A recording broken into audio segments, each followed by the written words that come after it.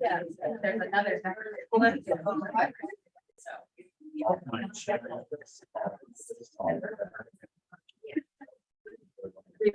Right. I'll be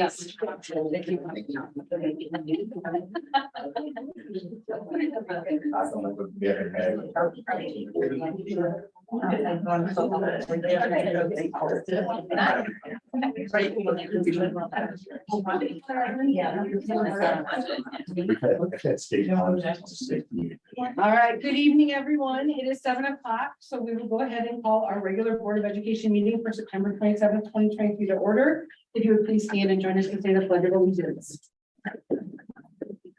I pledge allegiance to the flag of the United States of America.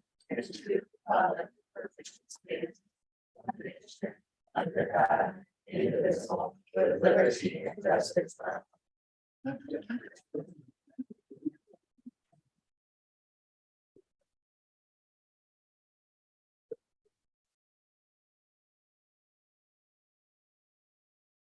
We are actually going to start with calling the meeting to order for the public hearing to set the tax rate. And Dr. Lowe, I'm behind a pole. Oh, sorry. Do we need public comments first? I apologize. Stand behind the pole one more time. Do we have any public comments to talk about the tax rate before we go to Dr. Lowe? Seeing none, now you may come up from behind the pole again. I'm sorry. Good evening. Good evening.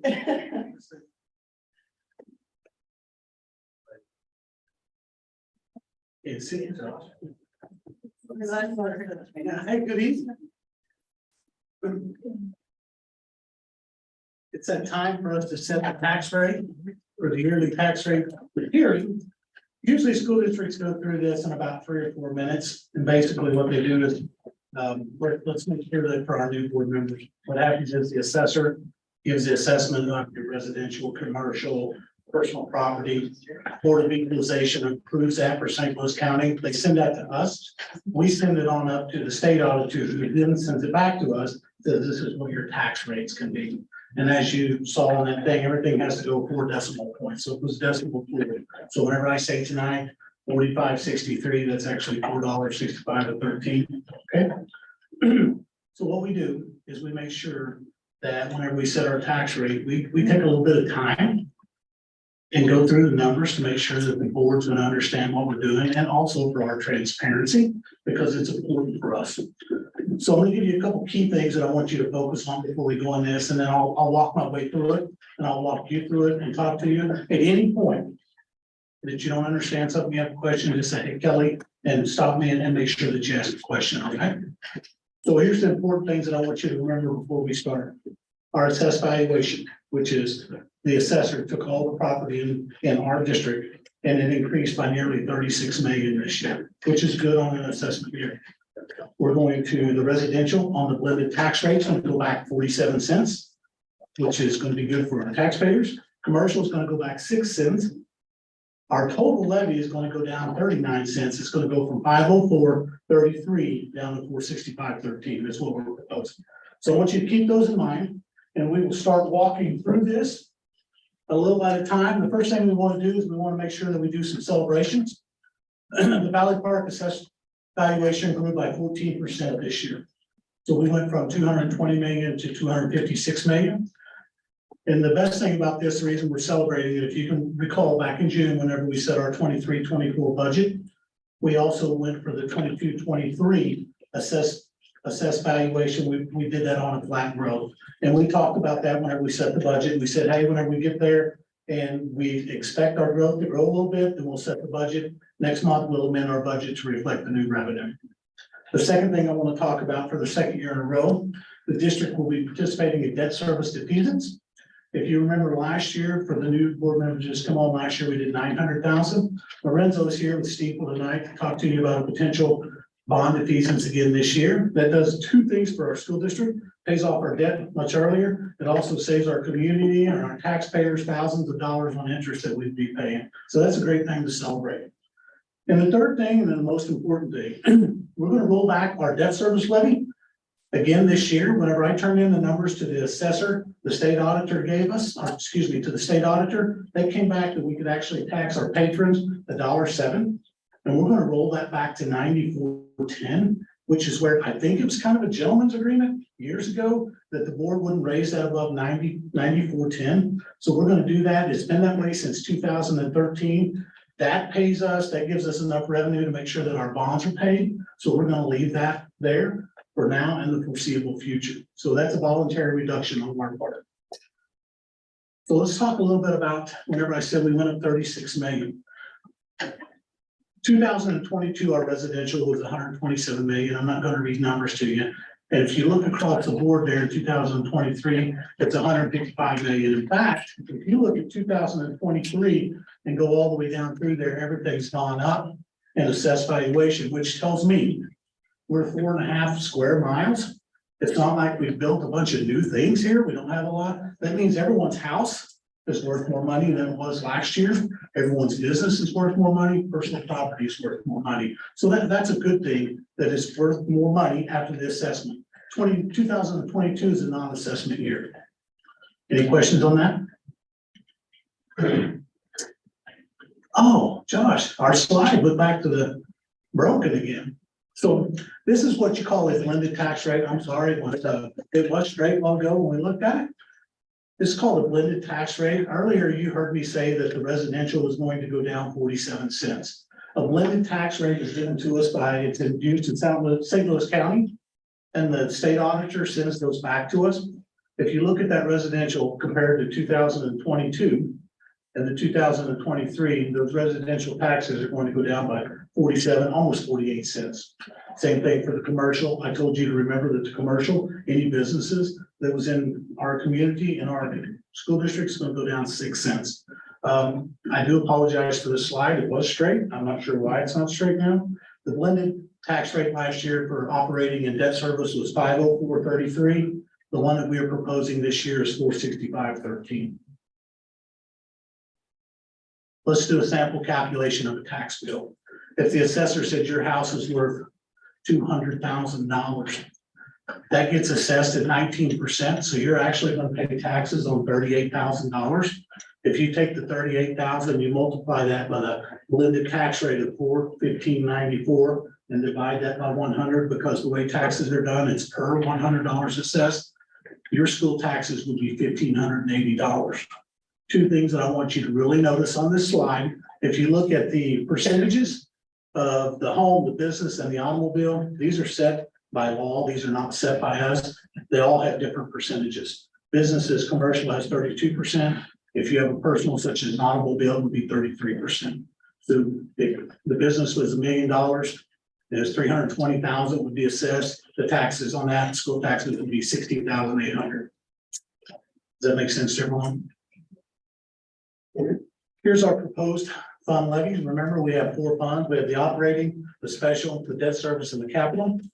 We do not levy money into the special, which is the teacher's fund. We transfer that out of Fund 1 to Fund 2 at the end of the school year. Operating in 2022 is 405. We're proposing that it go to 351.03, which is a 54-cent reduction this year. Debt service will remain the same, which it has since 2013. Our capital projects, if you remember, we just spent $168,000 on copying units. That comes out of our Capital 4 fund. We have to replenish our Capital 4 fund. So we're going to levy some money in there to make sure that we can do that. That's your capital projects that are over 5 years old, deferred maintenance, etc. Tax rate this year will be 465.13. It's going to go down 39 cents. Since I've been here, and this is my 3rd year here, and I've heard it actually from, I've heard a former board member say that, and I've heard a citizen or two say that we pay some of the highest taxes, if not the highest taxes in the county. So we always put this up to make sure that the board and everyone understands kind of where we're at with similar school sizes. We look at Maplewood, we look at Hancock, Bayless, Afton, Brentwood, and of course us. And you can kind of see there, out of those people, we're not the lowest. We're not the highest. We're usually coming in about 3rd or 4th on each year. And so we're in pretty good shape right there. We're kind of just running along with everyone else, and we're average. I'm gonna slide in one more slide. I did this on Monday. I do apologize. Over the weekend, I did a lot of thinking. And I was thinking, if people are saying that we have some of the highest taxes, they're not just saying that for a purpose. They must have seen something. So on this next slide that you didn't have, Dr. Gills can add this on the board doc tomorrow. This next slide goes all the way back to 2013. Josh, can you shrink that, please? And if you'll look at 2013, I think I see where that kind of started at, because it was 578 back in 2013, and that is a pretty good tax rate. As you can see, as the years go by, we're slowly declining all the way down to 45 or 46, 513 this year. Last year, look at 2022. Everyone remember whenever St. Louis County gave us the wrong numbers and we had to go through recoupment last year? That actually added about 15 cents to our levy last year in order to get our tax rate ceiling back where it belonged. But I thought this was really neat because over a 10-year period there, our tax rate's actually gone down $1.13.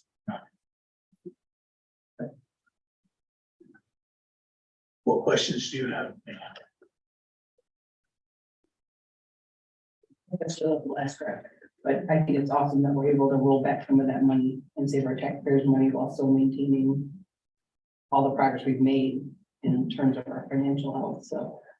It's awesome. Thanks for the hard work. Yeah.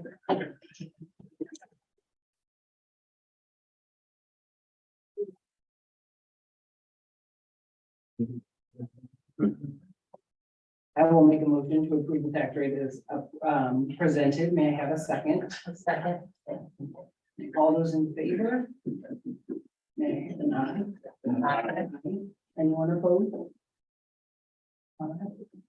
I will make a don't recite out there, but I will make a motion to adjourn the tax rate hearing. May I have a second? All right, all those sorry, let's do a roll call. Kim, you're up first. Aye. Aye. Aye. I'm an aye as well. That part is adjourned. Don't run. All right, we are on to now our regular Board of Education meeting. And we'll start with our, or sorry, this is a new call to order for this actual regular Board of Education meeting at 7:12 p.m. All right, we will start off with one of my favorites, athletes of the month, Mr. Thomas Rawls.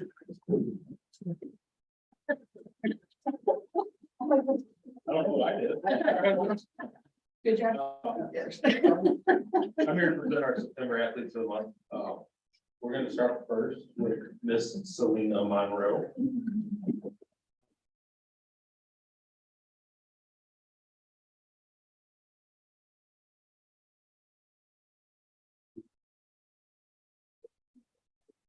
Selena's a volleyball player for us, and Coach Buckman nominated her. Coach Buckman said Selena is an awesome leader on the volleyball team. She always comes to practices with a positive attitude and always works hard, even if she is tired and sore. She never gives up during matches. Selena is the team's #1 setter and would run through a brick wall to set the ball for one of her team's hitters. Thank you, Selena.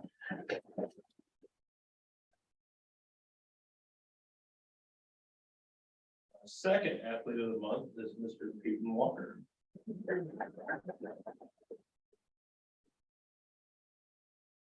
Peyton is a senior soccer player for us. He's been chosen this year by his teammates to serve as a captain. Peyton's selection as a captain by his peers represents a remarkable honor worthy of his important impact on our team. Peyton demonstrates outstanding leadership qualities both on and off the field. He goes above and beyond by offering younger players rides, providing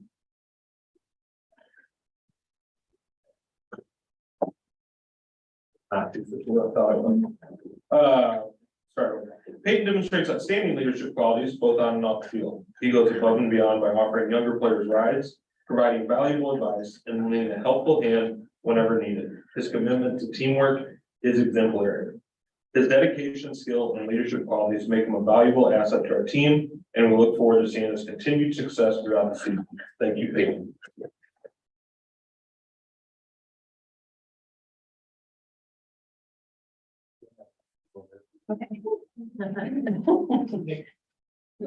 Up next is our student spotlight with Dr. Monroe. Good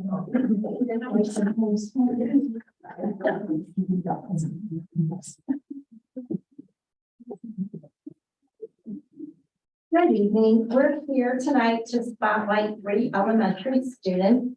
Our first one is Camden Maryville with Bailey.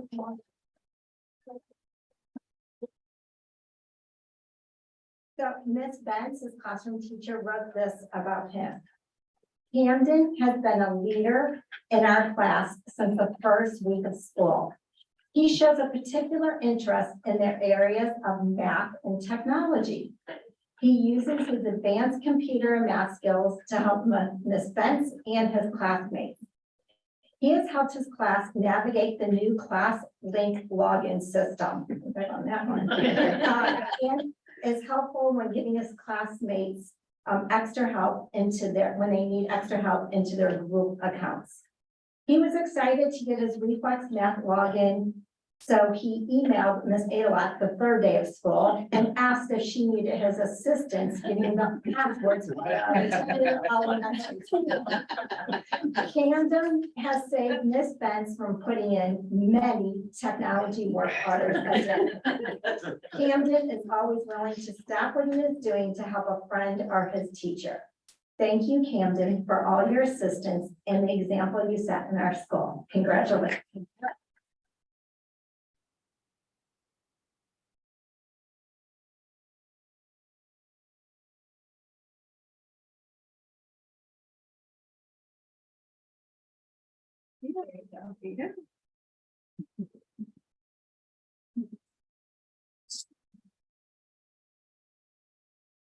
Our next student is McKenna Fowler.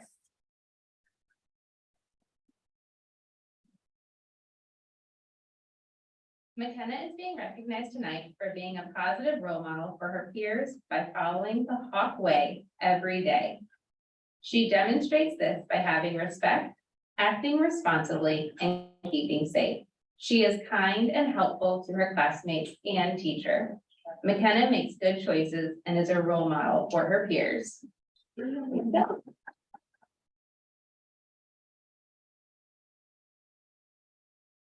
Maurice Cardona, come on up, please. She is a 5th grade student. Maurice is an exceptional student and friend. She is new to Valley Park last year. She came new and quickly made friends and became part of our school community. Maurice is always participating and sharing her creative thinking with the class. She's an excellent author and illustrator. Maurice is currently working on a book titled Escapism. I think she's on page 64. Yeah, so she'll be available for book signings. She takes all her academics very serious, but definitely has a sense of humor too. She truly sets a standard for being a role model, not only in her classroom, but our school. She is truly a kind and genuine person. Thank you for being who you are.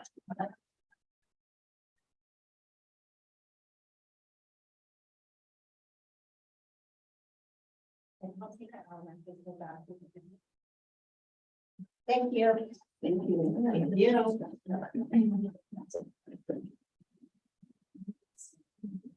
Thank you. You see, he's not alone. I was thinking.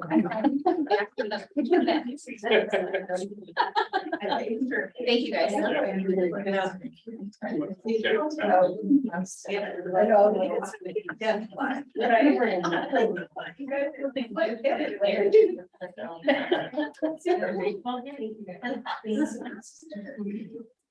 All right, our next item, 2.03, is the defeasance resolution, Mr. Landon Boyd.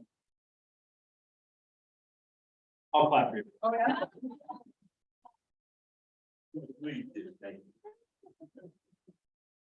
Again, I got really excited again. I saw the crowd was full up over here for me. Again, I was full. Do you have this presentation?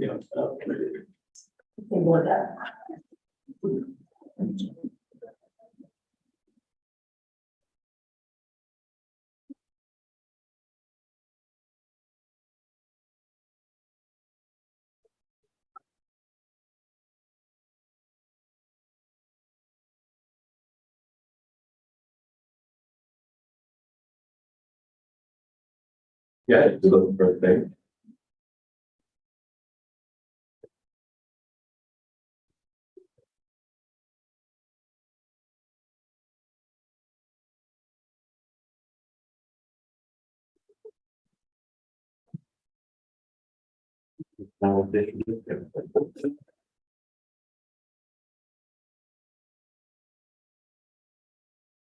Good evening, everyone. My name is Lorenzo Boyd, Managing Director of Public Finance for Steeple. I'll kind of go through some of the district's outstanding bonded indebtedness. This is similar to the presentation that I put together last year for the defeasance, which Dr. Lowe alluded to a little bit earlier in this tax rate. So I'll explain to you the 4 series of bonds that the school district has outstanding and kind of explain the process that we're going to go through here. Probably within the next month or so for the bond defeasance to pay off some of the school district's outstanding bonds. So what you'll see here going from left to right, this is what you call a debt profile or debt map. You'll see there, I'm getting a little bit old, so I have to look at my sheet here. So sorry about that. Oh, yeah, I just turned 55. So, on the 24th, if anyone is ready to send me belated gifts, they can. 24th of September. Happy birthday. The first series of bonds are the qualified school construction bonds, as you can recall. Those were issued back in 2010 through the American Recovery and Reinvestment Act that was adopted back in 2008. Those are basically zero interest bonds. Those were issued in the original principal amount of $1,590,000. You currently have about $800,000 remaining. As I mentioned, those are tax-free. The tax credit rate was 5.54%, and that's what you're receiving from the federal government every year. So what you're doing is only paying principal on those bonds as they become due. And the final maturity is 2025. Then you have your next series of bonds, which was a 2014 B. Those bonds were used to advance refund the series 2010 leasehold bonds. Those bonds will be paid off next year. There's only $80,000 remaining there. So you'll pay off those bonds next year. Then you have your 2017 A's. Those were new money bonds. Those were issued in the original principal amount of $9.4 million. You currently have about 7.8 million remaining, 7,810,000. If you recall last year, that highlighted green, those are the bonds that we defeased last year for 900,000. So those are off your books. So I just want to kind of note that that those bonds are paid off. That money is sitting in an escrow account right now until March of 2025, where they'll be paid on their call date. The district is not making any interest payments on those bonds. The escrow is making the interest payment on those bonds. So right now, you have 7,810,000 remaining. Then you have your 2020 bonds, which were refinancing bonds or refunding bonds. Those refunded the 2014 A's. Those have a final maturity of 2033. And you can see those were issued for about a little over 6.4 million. And you have 5.4 million remaining. Next slide. This slide is basically similar to the first slide, whereas the first slide showed just your principal.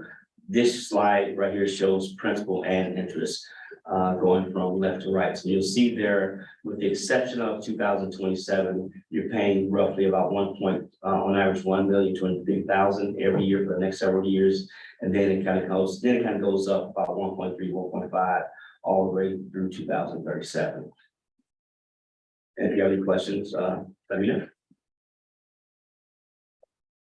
This is what we call a levy report. I kind of showed this again last year. As Dr. Lowe kind of mentioned previously, the district's debt service bond is 94.1 cents. So going from left to right, you'll see that those numbers say tax year and debt year. You set your taxes by October 1st in 1 year, and that's used to pay the debt the next year. You'll see your assessed valuation, those are hard-coded numbers. Your assessed valuation, what you see there, we have 260 million, but those numbers came back finalized. This presentation was done before they were finalized. So now it's at 256 million. So you went up roughly about 36 million, I think it was from last year. You set your debt service tax rate at 94 cents. You're getting about 2.4 million in tax revenue in. The SARR, U.S. State Assessed Railroad Utilities, you're putting about, on average, I'm just using a 5-year average, 41,000 there. You have your tax revenue, your total revenue. Then you have your debt service, which is on the previous column, and you'll see there you have your use of fund balance. That's money that's going into the debt service fund every year. Excess money that's going into the debt service fund every year that you'll be adding to your debt service fund. The next page is kind of small, but we'll just go through this pretty fast. This is kind of the form that Dr. Lowe was referring to. He sets a form every year to pay, that goes to the state auditor to St. Louis County to pay your the debt service of your bonds. And it's basically a plug and play where you put all your numbers in, your debt service, your assessed valuation, and it shows you what you set for your tax rate. This number right, this sheet right here is similar to the previous sheet.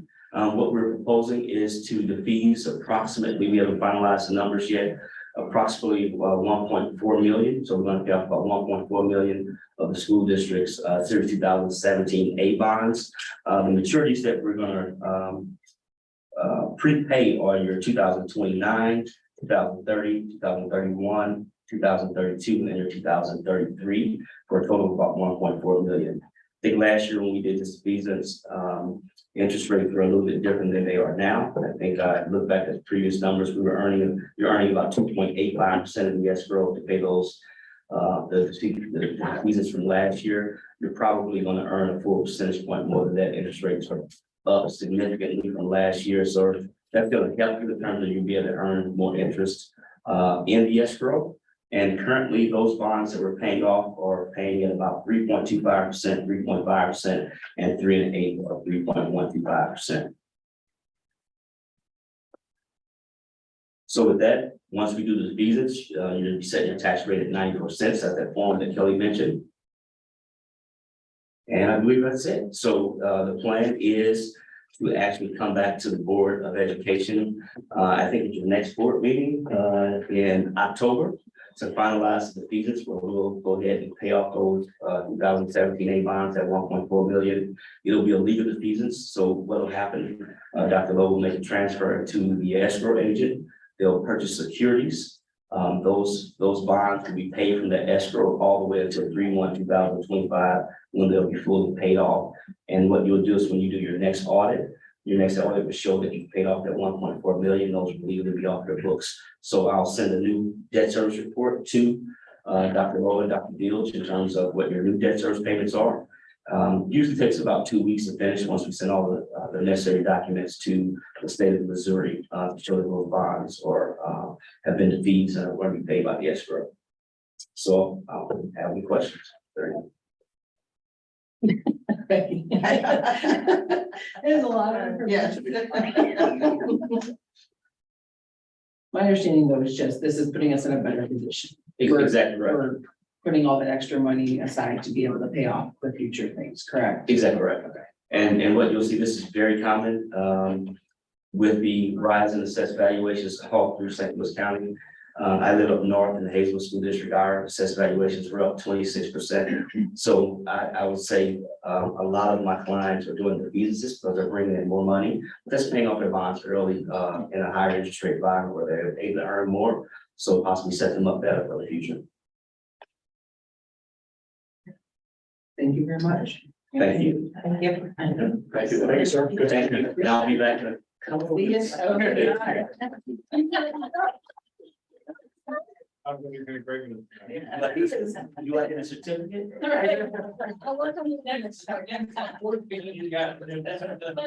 Thanks, everybody. Thank you. Thank you. Thank you. Thank you. Next up is our facilities planning update. Judd Irwin from Fairground Architecture. Good evening. Good evening. Good to be back. New face from Paragon for you guys. This is Emily Johansson. She's been assisting me in this process. In this kind of this phase 2 of our approach. It's good to see some familiar faces, both from board in the past and committee members from the past as well. So hopefully some of this will be a recap. A lot of it will be a recap from where we went left off last fall, but also some new information as well. So Emily's handing out physical copies of the slides that you'll see on the screen, because some of the things on the screen might be a little bit difficult to read. Can't read ahead. Just don't finish the story before it's done. So really the reason for tonight was to kind of tell you where we're at in the process. So obviously last fall, we worked a lot with the long range facility master plan committee, and then also we're in front of the board several times. And that was essentially what we call phase 1. where we identified the needs of the community. We had some great interaction with administration, with teachers. We've got input from the community, we've got input from the students to help formulate the master plan, which I actually meant to bring in copies of it to show you again. I just realized it's in the trunk of my car. But I showed you those basically 3 binders full of information last year that really helps recap everything that we worked on. So really step 2 begins this fall. But before we get to step 2, I just wanted to do a quick recap, because obviously there's a couple new faces in the room, but also just to bring us up to speed. So as we launch into this phase 2, we have a really good understanding of what we did and where we were.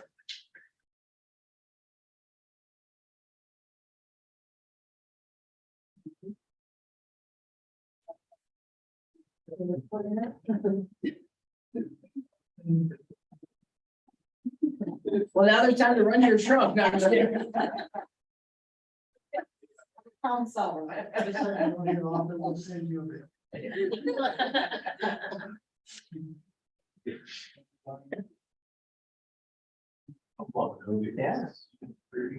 Well, I'll kind of, you had it in front of you, so we'll catch up. So one of the big steps, here we go, was the demographic study. That helped provide a great amount of information to help give us the baseline to make decisions moving forward for the district. And so what we recapped last fall is, I mean, obviously pretty obvious. Valley Park is a small geographic school district. We're very condensed and it's very developed. And what's awesome is you have a very stable population. One of the downsides is that the population isn't overturning. You have people that love this community and want to stay here, which is great. But you just don't have then an influx of younger families moving in because there's no place for them to move into. We talked last year about where the enrollment is currently, well, where it was in that peak and boom in the 90s and 2000s, where it is today, but also based on the demographic report, where we see it going. And you can see down at the bottom is that the decrease in enrollment moving forward is mostly due to the decline in the VIC student population. Overall, your student population is pretty stable and it will be pretty stable moving forward. But a lot of that is due to the VIC student decrease in enrollment.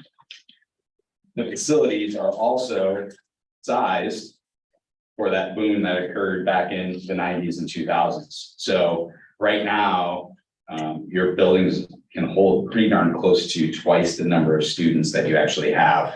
And based on the demographic report, that will hold true for the next 5 or 10 years. So what's great is that we've got the square footage on this campus. It's very tight and connected to handle all of your student population needs moving forward. This was a slide that we shared with you showing essentially where we were back in September of 22 and where the demographer predicts moving forward. And we typically work with that medium, that line in the middle. And again, most of that drop is from the ongoing reduction in the VIC student population. And we talked about this as well as we talk about our facilities as functional capacity.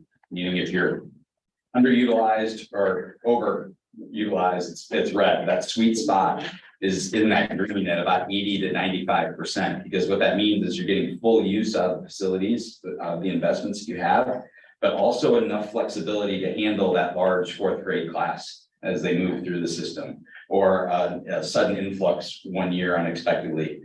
That's that sweet spot, that 80 to 95%. Once we get over that, it becomes a challenge for our building level leaders. But as you can see, you're kind of in the red in a different way, is that right now you're pretty close to having twice as much space, and about 10 years from now, you'll have twice as much spaces as you have students. And we look at that in 2 ways, both just total area of each classroom, how big can each classroom be, how many students can it hold? Well, having a big classroom or having a classroom in a size like this, you wouldn't want to stick 35 kids in here, even though it could fit. So sometimes we have to look at what's the right size of the classroom per teacher. So that's why you see the difference between the deciding factor for the enrollment or capacity for the elementary schools based on student teacher ratio versus the middle school and high school. The controlling factor is more of the square footage of the space. Any questions on the demographics before we move into the master plan? Okay. So we did a lot of great work with the committee last year. There's several members here in the room tonight that were part of this. We met at least 5 times with just the committee. That doesn't include the different meetings that we had and walkthroughs that we had with the faculty and building level leaders, both in the summer and throughout the fall. We had a lot of really good engagement with them, both understanding their needs, but also the daily operations. And then as we went through this process to essentially double check and triple check to make sure that we were still on target. Based on the district's strategic plan, we also identified those maintenance items and conducted facility assessments to make sure that we're also capturing the things that were important to the learning environments, like proper HVAC, roofs that don't leak, flooring that's appropriate, in addition to physical environment, like is this room the right size? Is it got the right equipment? Is it serve today's students? Is it designed to the educational needs of today and moving forward versus the 1970s or 1980s? We also had some really good feedback within the community. So we put forth a survey and had awesome feedback, awesome response rate from faculty, students, staff, and the community as a whole.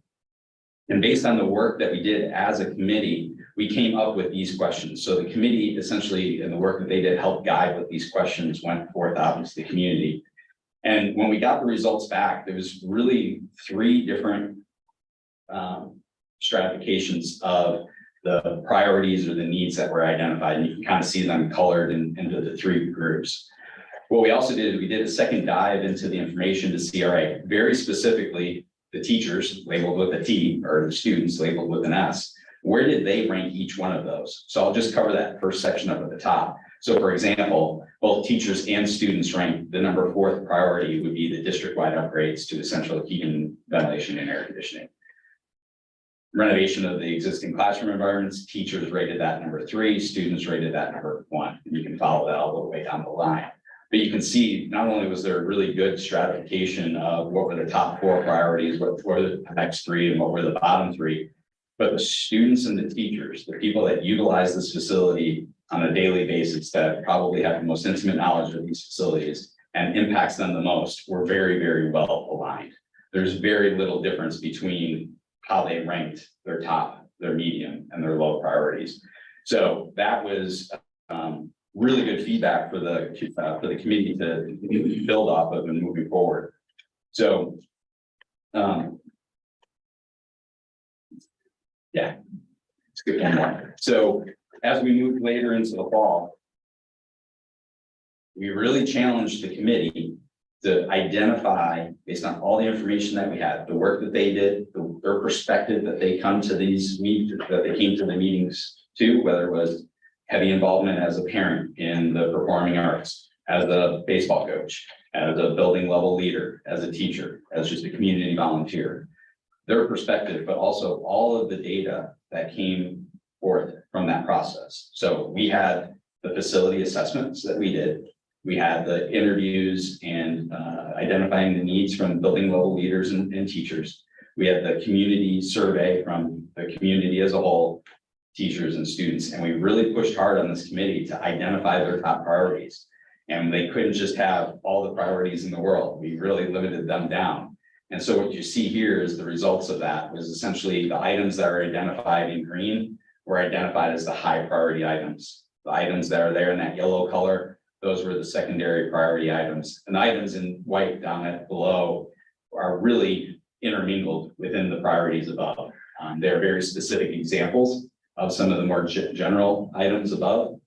But this was essentially our guiding light, our guiding path moving forward as we identify what are the true needs, what are the high priority needs to the Valley Park School District moving forward as we set forth on execution of the master plan. So we had great, like I said, great interaction with community, teachers, students, and staff.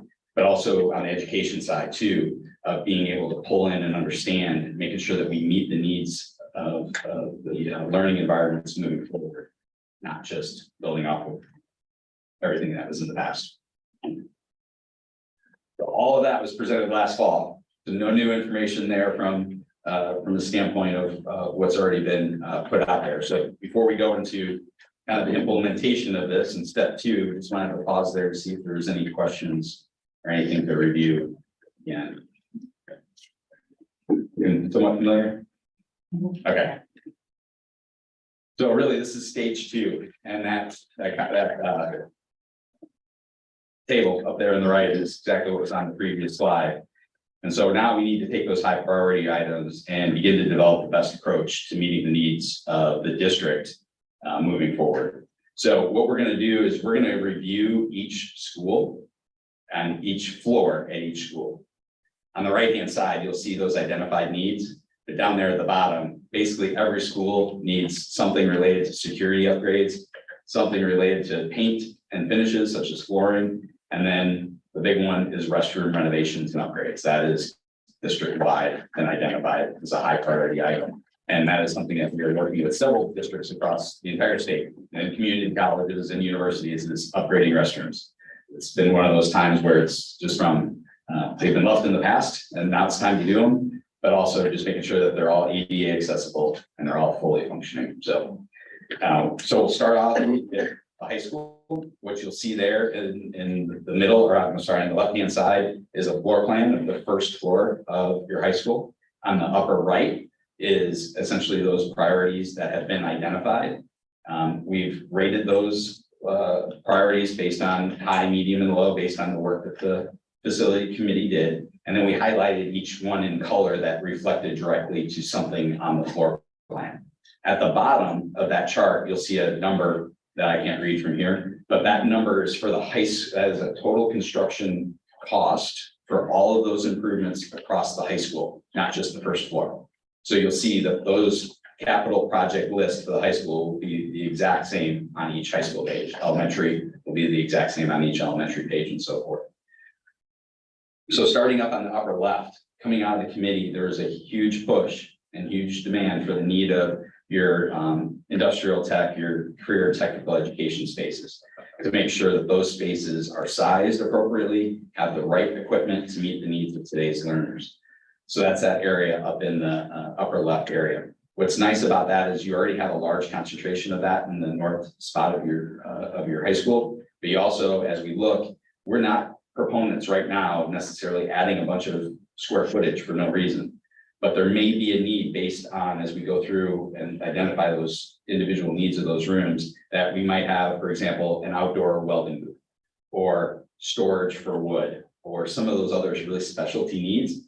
What's nice is that we do have a little strip of land on the north side of the high school that we needed to put a small addition up there that was very specific that we could do that. Down on the lower right, we have our fax classroom. So if you've been in that space recently, you know that it's residential in nature, 1980s in nature. That does not meet the need of the current programming, the current educational delivery model for those classrooms. So those were also identified as high need. And then you can see in yellow the restrooms, and then the other areas that are more generic there in white. That image down there at the bottom is essentially an example photo of what a new fax classroom could look like. Just give you perspective of the difference of today versus what that could look like in the future. Is there any consideration for the bathrooms? I noticed are still any unisex bathrooms per se. Is there any way to provide that versus the traditional? Good question. Second page. That's a great segue. It was like a softball. You put that on the key for me.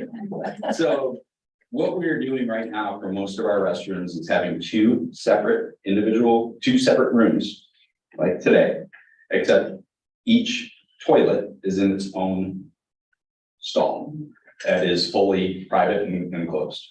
The way we have that set up, you can see the floor plan on the right-hand side gives great visibility from security standpoint of having one teacher being able to still monitor the restrooms without necessarily being in the restrooms. So we found that this floor plan option works fairly well to be very flexible for today and moving forward and providing the right level of monitor and observation.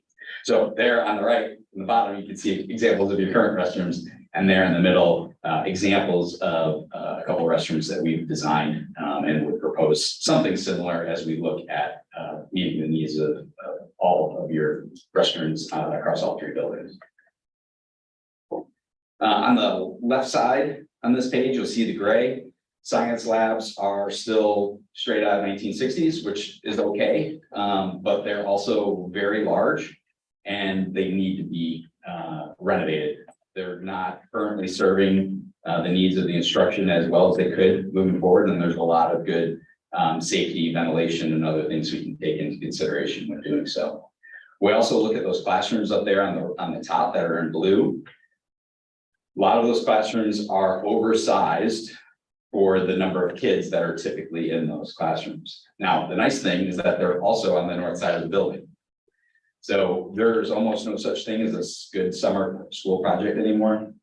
And so when we talk about construction projects on an active campus or a renovation to an existing building, we really have to look at ways to separate the construction from the kids from a safety perspective, because having any sort of construction project occur in a 90-day window is very, very difficult right now. And so looking forward, those classrooms were identified as great opportunities to repurpose them into more appropriately sized rooms. Well, they're also on the north side of the building, like I mentioned, which matches below. So if we got into a situation where construction activity would have to occur during the school year, we can completely section off that north half of the building from the rest of the school operations. So you wouldn't have an intermixing of construction activities in the same hallway as the students. So we also have in the yellow there the restrooms as well. And those are both student and faculty restrooms that were upgraded. Any questions before we move on to the next building?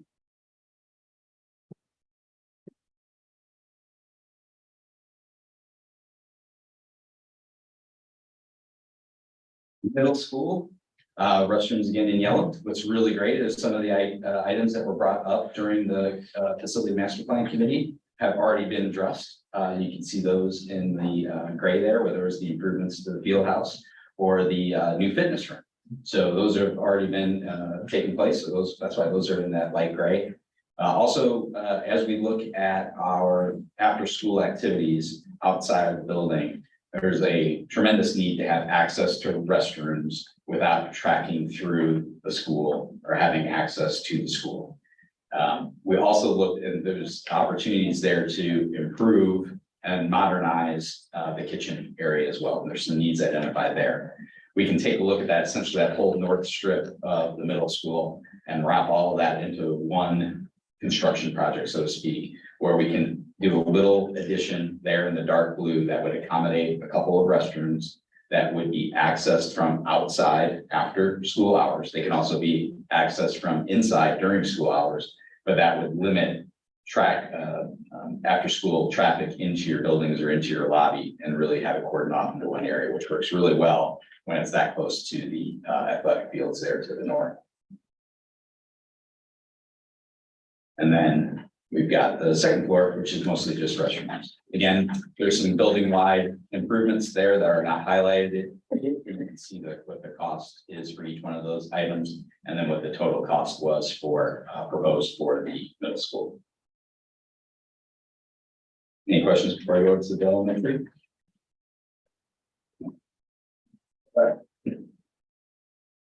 Elementary school, again, we talked about that currently all of our buildings are sized for twice the number of students. And if we go back, I'm not sure how many years, but those middle classrooms inside each grade level pod were essentially put there to help handle the increase in student enrollment. I think there's some great opportunity right now to meet the needs of every student if we look at reimagining what those pods look like. And the fifth grade pod, the work that was done in the fifth grade pod over the summer is a great example of that, and that'll be on the next slide. We also believe that there's a great opportunity to repurpose some of those spaces and properly size them. So we're looking at those 2 classrooms, or sorry, our proposal is to still keep at least 4 classrooms that are grade level classrooms in each pod. Right now, there's essentially 6.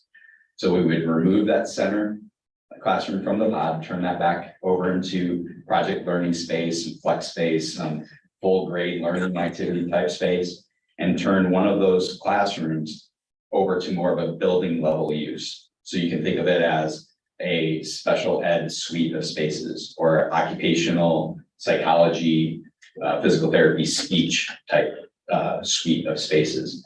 And essentially kind of remove that from being a grade level controlled room and turn that over to an elementary school or district level room. And with the access to the hallway, access to that old classroom directly off the hallway, it really helps with that access for all students, and then also helps limit the renovation costs as well. So that's why you see essentially that strip of blue along the corridors. And of course, restroom renovations. So second floor, here's the grade photo on the right-hand side and lower side of what that fifth grade pod looks like right now. And that is a great example of what each grade level pod could look like moving forward. Right now, based on the demographic report, in the next 5 to 10 years, and possibly even right now, based on your staff to student or teacher to student ratio, you really could get all of your kids into 3 classrooms. We know that there's at least 1 grade that's high this year that definitely would require 4. So by us allowing at least 4 classrooms in each pod to remain, that allows you to maintain your current teacher to student ratio, and allows that flexibility that if you do have 1 large grade level pop up, that you can keep them in that same pod and they can move throughout the building just like they would normally without creating additional stress or chaos for our building level leaders. In the gray area, because we're reimagining how we put together the special ed, psychology, and those types of spaces, we would propose to remove that 1 classroom that's there in the bottom part of that gray block, and essentially turn that back over and allow all district IT and technology needs to be in 1 area on campus, kind of that central hub for a lot of that activity. And then you can see there in the blue some refurnishing of the elementary school library. And then again, in the light gray, some of the areas that have already been done. And then we go down to the early childhood center. Looking at the gymnasium and stage area, there's a lot of good opportunities there that were identified by the committee for increasing acoustics, audio, visual, lighting, green room storage, those types of things for those school performances that take place in that area.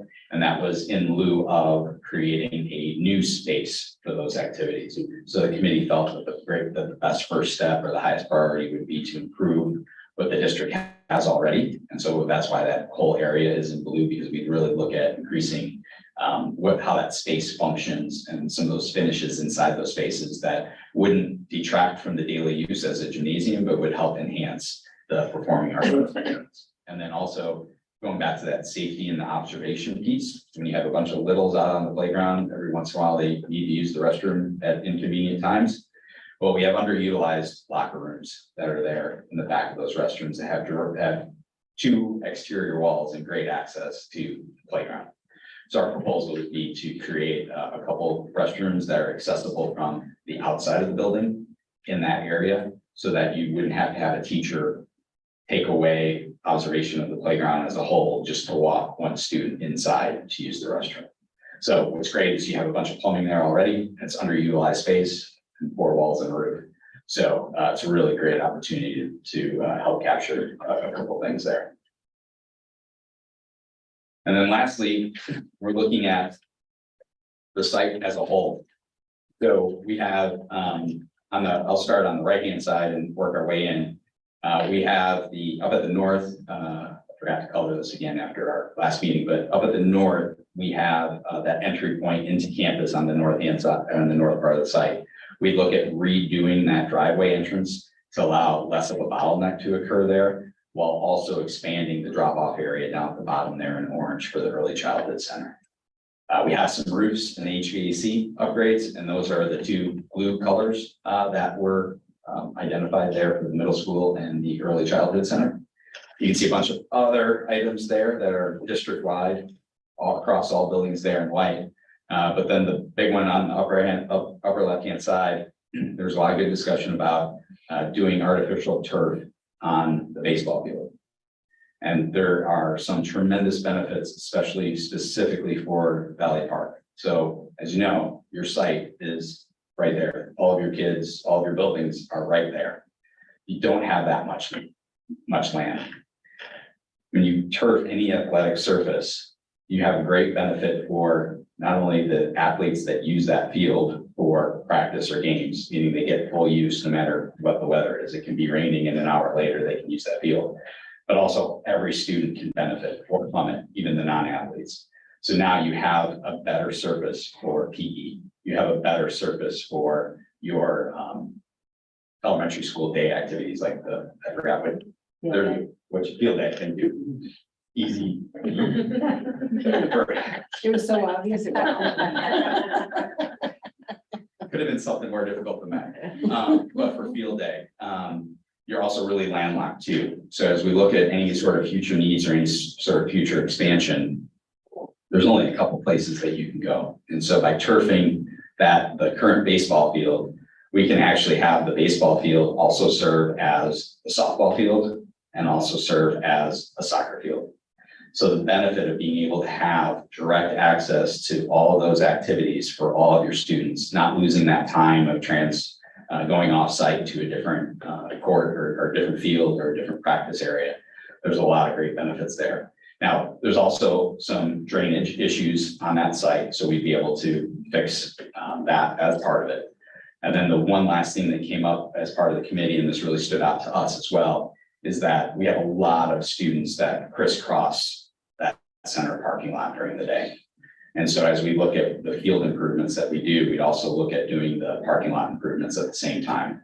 Our proposal would be essentially to close off the center parking lot during school hours. Still be asphalt, still be there, still used for after school activities and everything else, but it'll keep people like me when I come to campus from being shocked when I see a bunch of adults, but also a lot of kids just walking through the parking lot or walking on the sidewalk. And so if we can help limit the number of potential interactions between a vehicle and a kid during the school day, we see that as a big win. And there's enough pavement on the west side of campus and also access to like district build, the admin building here up on the north, that we can still provide the right level of access for your visitors and your guests. Now, obviously, if it's grandparent day and you expect a bunch more cars, hop open the gate and get them parked in the middle lot. But it just keeps from that everyday daily use from potentially occurring. So any questions on the site or district wide before we go to the last page? That was pretty quick. I just have a couple questions. So when we look back at the elementary, my understanding was that those built like the rooms within the pod, like in the center, were really intended to be temporary, correct? Yep. So we've utilized them. But when you talk about like you removing those, because I've seen the fifth grade pod, it is absolutely phenomenal. I recommend going to visit if you haven't. Because the pictures are lovely, but in person it's different. When we talk about like this, sorry, but when we talk about the special ed services, does that mean like all of those people are going to be sharing that room? Like when you say we're going to give them a dedicated room, So those typically you only have anywhere from 1 to a few students that are in that space at any one time. And so what we would do is we look at subdividing those existing classrooms okay? to properly size them and outfit them for whatever activity would need to occur within them. So they would have actual walls to Yes. separate. Okay, I'm just thinking, in my world, that many people in one room doing what we do would not work. So I just want to make sure we're just double checking. Yeah, just double checking that was. So anyone else can jump in here, but, so is there a simple version to explain the cost benefit for going turf versus like what groundskeeping would be or what it would cost to keep maintaining the current field? I know it's a big question. There is. So there's a lot of issues that play with your field specifically. Mhm. The drainage issue is something that's, it's real, that has to be addressed. Right. There's data out there that will say that going turf is a negligible cost from a maintenance standpoint over the life of that turf compared to what it takes to do the proper amount of groundskeeping. Okay, Now, you can always scale that back to not do it, however that cost benefit works out. But what we see is that true benefit of, well, let's just say that that's a football field, to be able to have band there in the morning after it rains, doing marching on the field that they're going to be performing on, Mhm. football, and then you could even have PE on that same spot. So that, I mean, just more of a traditional space when you talk about turf, because a lot of people don't talk about turf from a baseball, softball standpoint, but that's like football's a great example to show that. But here, that benefit, because you are so landlocked, to have that flexibility of future use of that corner of your site and to be able to have competition grade field that's equivalent for softball as it is for baseball. And then also be able to have your daily activities without disrupting or grading the playing surface for the competition. So are you looking to just use the area that's out there right now for the baseball field? Yeah. Yeah, You can it's, fit a full-size soccer field on there? we are within feet of it, but yes. You cannot host Michigan district or state championships, but you still meets all the Michigan guidelines. But is it like this, you're meeting the minimums? Mostly, Soccer? mostly on the length, but not the width.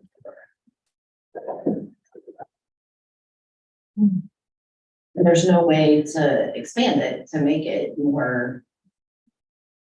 And to be fair, the drainage problem has to be addressed either way. Either way, Whether we yes. turf it, I mean, that's a major issue. It does. So, What we're proposing, what we would look, but the first thing we're looking at is essentially that first row of parallel parking. We would eliminate that to be able to get more seating on that side, but we really think that that's about all we have to do from an expansion standpoint. We have to get a survey and really get down into the details of exactly how to put it together, but what you see there is it 300 by 65? 300 by 160. Or is it host Misha or but we need more to be able I don't know to. off the top of my head, but I think it's significant. And you really, with soccer, like every sport too, you're playing every other round, right? So even if you got to host a district, then you're not gonna host a sectional and then state you're out anyway. So they're doing those on beautiful sites, so the benefit of that is not all that significant. Would be able to host mission things for baseball and softball. Though. Yeah. Because that would be the thing. Oh, yeah. In fact, I would just say, having been in this a long time, that your likelihood of getting to host baseball and softball districts and sectionals and things increases because obviously all the rain out problems that everybody else has. That even if you lost the host site, chances are most years you'd be asked to play games on your field anyway because, and that's turf in the softball field too, right? That is turfing just the current baseball field. What do you do with the softball field then? The softball field, we would leave as it for its current state. Is that the overflow? So if we have two things happening at once, we would have a place to put that? So it's opposite seasons. So the ability to use the baseball field for softball, and there's stanchions that go in the ground for a fence to have the proper softball dimensions. You do have soccer season and I baseball. was exactly. Oh, yeah. I was just right, so thinking. you still have. So, over I 12 mean, areas. potentially you could consider those as maybe repurposing as practice fields. That's right. It's still I a green space don't for like practice. maybe not necessarily keeping it, but that would be odd, because it's like boys soccer and softball are You're right, and girls soccer and baseball, right? And you're also about to pick up additional green space across the street on Vans when we knock down. Right, that's what I mean, I envision that whole central parking going away personally. I don't even think it needs to be there. And be more green space there. You can move parking there across the street. Sorry, you might have to walk a little further, but it's not that far. Nothing that. Well, we're expecting that, What exactly. is the expected life of turf fields? You're anywhere from 8 to 12 years. It depends on the use and how well it's maintained through that, but that's typically what we see. And your most expensive cost is the initial input of your synthetic turf, because that's where you have to put in the rock base and the concrete and everything else. And then on the replacement cycle, every 8 to 10 years, and it's obviously a much more reduced cost because you're literally ripping out the carpet and replacing the carpet at that point. You're recarpeting your field. That's And I like this picture. It has lights. Is that? The lights are part of this? That's part of the amount? Maybe you said. Is that something has to be provided? Yeah. If someone who's with that, Don't we own some like little house? and again, I do want to emphasize on all this. These are just pretend images, like there's no design, real. We also can't add mountains, those are mountains in the back. It's a little different from my house. Yeah, but essentially it's trying to visualize some of those things that the committee. Yeah, but also, I mean, in all seriousness about the lighting, what we also talked about was having more lighting right now on this parking lot, whether it's a parking lot or not, making the whole area. So that also gives you more ability to direct light towards the school buildings. I was gonna think of the lighting and the security system would probably be. Do you think that's too much activities on one, like the softball, the soccer? Where? And